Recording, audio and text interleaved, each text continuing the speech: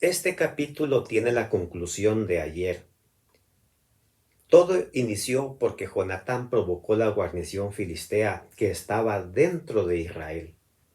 Un incontable ejército había venido de Filistea para hacerle guerra al pueblo de Dios. Y estos, al sentirse en desventaja, como dijimos ayer, se escondieron. Y Saúl nada más se había quedado con 600 soldados. Sin embargo, dice el verso 1 que Jonatán dijo a su criado, el que le portaba las armas: ven, amigo, y pasemos a la guarnición de los filisteos que está en aquel lado. Pero no lo hizo saber a su padre. Dijo pues a su criado: pasemos a la guarnición de estos incircuncisos.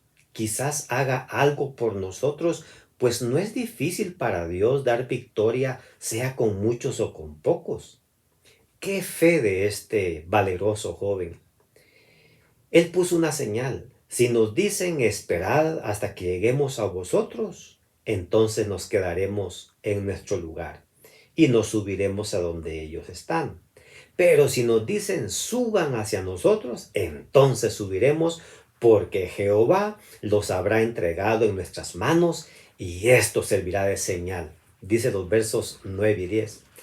El resto es historia. Después de haber matado a 20 soldados de la guarnición, Dios provocó un terrible temblor de muchedumbre enemiga que conmocionó a los filisteos, los confundió y les provocó gran pánico, y empezaron a matarse unos contra otros, dice el verso 15, pues pensaron que los israelitas habían salido de su escondite y los habían tomado desprevenidos. En verdad eran ángeles poderosos que habían descendido, y su poder hizo temblar la tierra.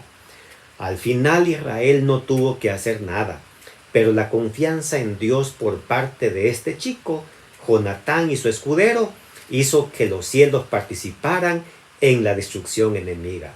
Siempre vemos que Dios actúa a condición de nuestra fe y perseverancia.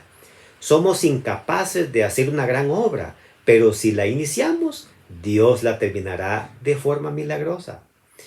Mientras que algunos se esconden hoy de sus compromisos, como los israelitas, otros como Jonatán buscan hacer hasta lo imposible para lograr la obra de Dios. Muchos aún iban huyendo, alejándose más y más del enemigo, mientras que Jonatán iba camino a la guarnición filistea en cumplimiento de su deber. Esto nos muestra que Dios nos puede usar y no somos nosotros los que vamos a obrar con la ayuda divina. Es Dios quien obra por medio de nosotros.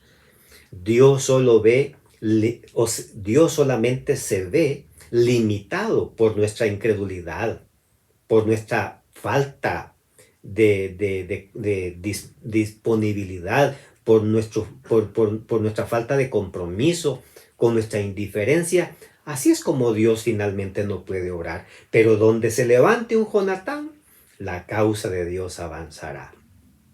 Hermanos, mientras que Jonatán revelaba que estaba bajo inspiración divina, vemos que a Saúl lo dominaba el orgullo y su mal carácter. Saúl perdió la guerra desde el inicio por su gran jactancia, y Dios honró a Jonatán dándole la victoria a él contra los enemigos.